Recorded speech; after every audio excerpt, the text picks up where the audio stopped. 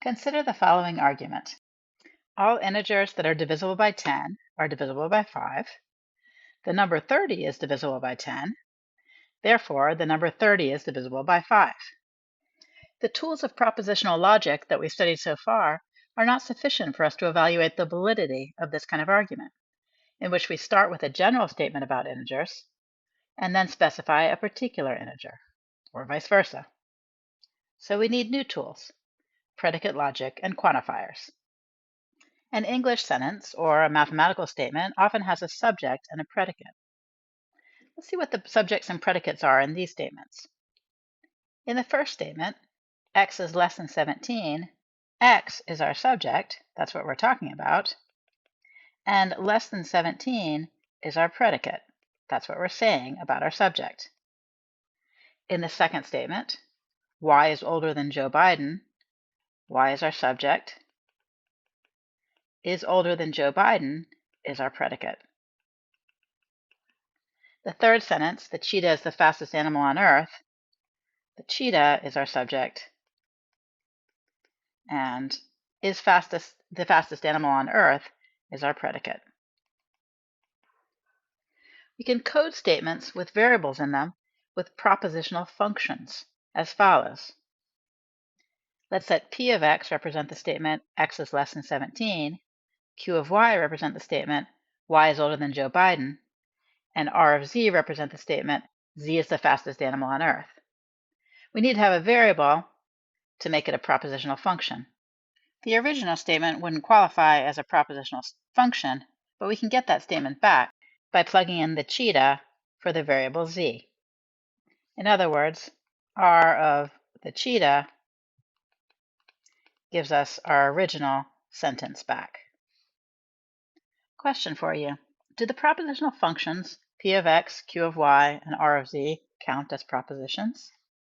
Well, no, because they don't have definite truth values. Their truth values depend on the value of the variable. One way to make these propositional functions propositions is to substitute in for the variable. So using our same propositional functions, P of x, Q of y, and R of z, we can specify P of 5. That means 5 is less than 17. Q of Linda Green would mean Linda Green is older than Joe Biden. And R of the hippo means the hippo is the fastest animal on earth. Once we substitute in for the variable, we do have propositions because they have definite truth values. I'll let you decide whether these propositions are true or false.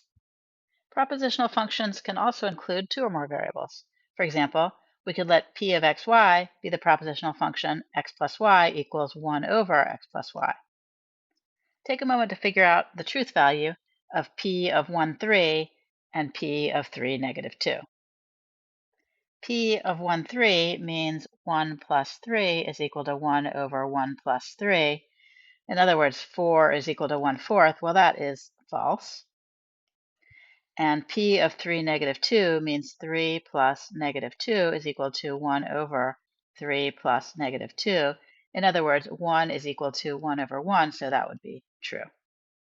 Besides substitution, another way to turn propositional functions into propositions with truth values is to use quantifiers.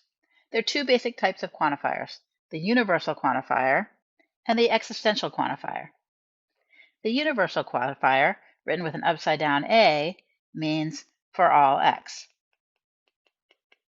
The proposition for all x, P of x is true when P of x is true for every x in our domain of interest. And it's false when there is some x in our domain of interest for which P of x is not true. P of x is false. Note that we always have to specify a domain, that is, what kind of objects our variable can represent. This can be done in words, as it is here, for all x, P of x, where the domain is all real numbers, or it can be done in symbols, like here, for all x in R, P of x. Here, this symbol means is an element of or is in, and this fancy R means real numbers.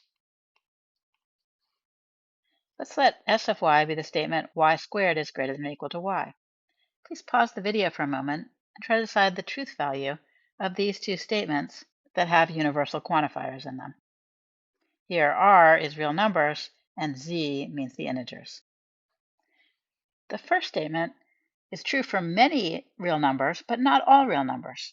For example, if y is 1/2, then 1/2 squared is 1/4, and 1/4 is not greater than or equal to 1/2.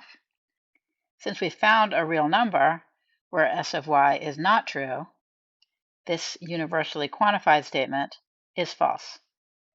The situation is different for the second statement because the domain that's specified is the integers.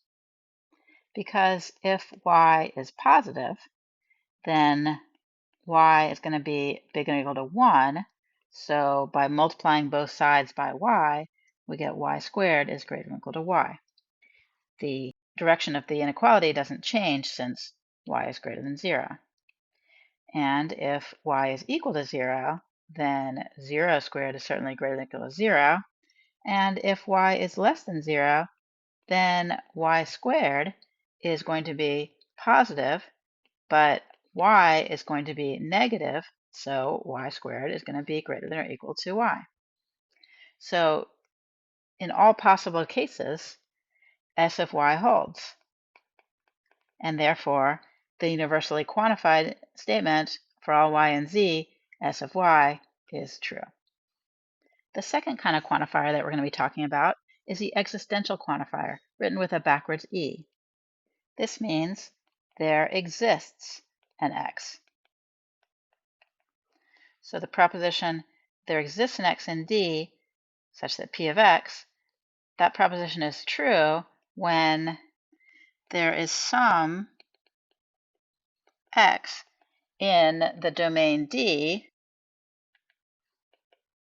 for which P of x is true.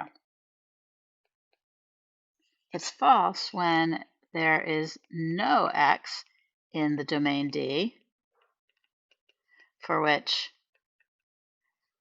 P of x is true. Or in other words, P of x is false for all x in the domain D. Note that again, we have to specify the domain in symbols or in words. Let's let B be the domain of ingredients in my bagel sandwich. Let's let M of Z be the propositional function Z is made from milk, and let's let G of Z be the propositional function Z is green. Let's evaluate the truth value of the following propositions. First, there exists a Z in B such that M of Z. Well, that's true because this cream cheese is made from milk.